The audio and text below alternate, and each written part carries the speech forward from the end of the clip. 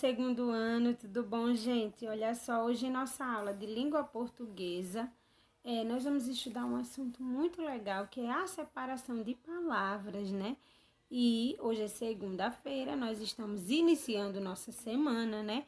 Hoje é dia 13 de julho e hoje nós temos aula de língua portuguesa e de matemática, certo, gente? Então, separação de palavras é um assunto de ortografia, de como nós vamos escrever as palavras, os textos, né? Aquilo que nós precisamos escrever. As separações de palavras na escrita, elas são muito importantes, porque elas vão dar sentido àquilo que nós estamos escrevendo para que a pessoa que está lendo possa compreender. Se as palavras não tivessem essa separação, dificilmente a gente poderia compreender a mensagem em qual ela está querendo dar, não é isso, gente? Então, para fazer as atividades, você precisa ler em voz alta, se possível, leia mais de uma vez, porque aí você vai conseguir alcançar e vai conseguir localizar onde está as palavras, onde é que você deve separar as palavras, certo, gente? Olha só. Essa atividade já começa com uma fábula, né? Que é o assunto que a gente acabou de ver. Começa com a fábula do leão e do ratinho, inclusive, né? Depois tem um poema, o Tatu e a Toca, né? Você vai ouvir o poema, você vai responder ao que se pede, né? Entendendo o texto, compreendendo o texto. Para isso, você precisa ler com atenção, compassadamente e muita atenção na separação das palavras, certo? Agora, olha só, gente, quando nós falamos, nós não usamos pausas, nós não damos as paradinhas em todas as palavras que nós falamos, mas na escrita é muito necessário.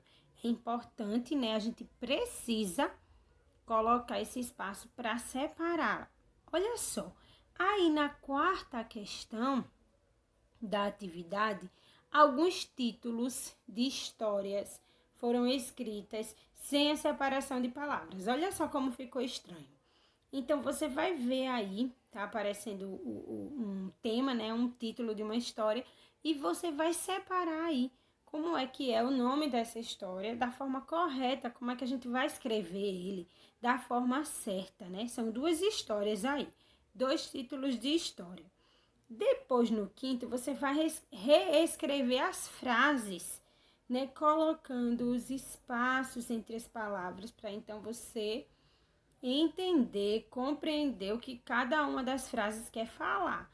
Olha só, às vezes, se não tivesse essa separação de palavras, poderia ter umas situações inesperadas, ou até a gente poderia entender a mensagem de uma outra forma.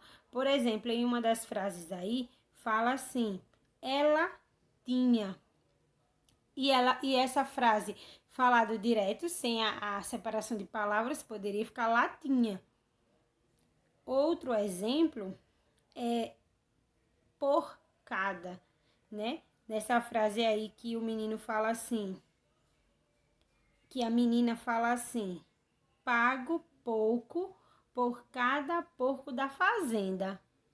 Pode dar essa compreensão de porcada, mas não é porcada. Então, às vezes, pode até gerar uma palavra que não tem nada a ver com o texto que a gente está lendo, né? Por isso, a separação de palavras, ela é muito importante. E uma dica, gente, lá na questão número 4, né? Em que tem os títulos da história, para você separar também, para ajudar você a separar antes de você escrever, você pode colocar uma barra e sublinhar a cada palavra. Por exemplo, o pequeno polegar. Você pode botar uma barra e sublinhar as palavras para então você reescrever. Tá certo, gente? Um grande beijo e até a próxima.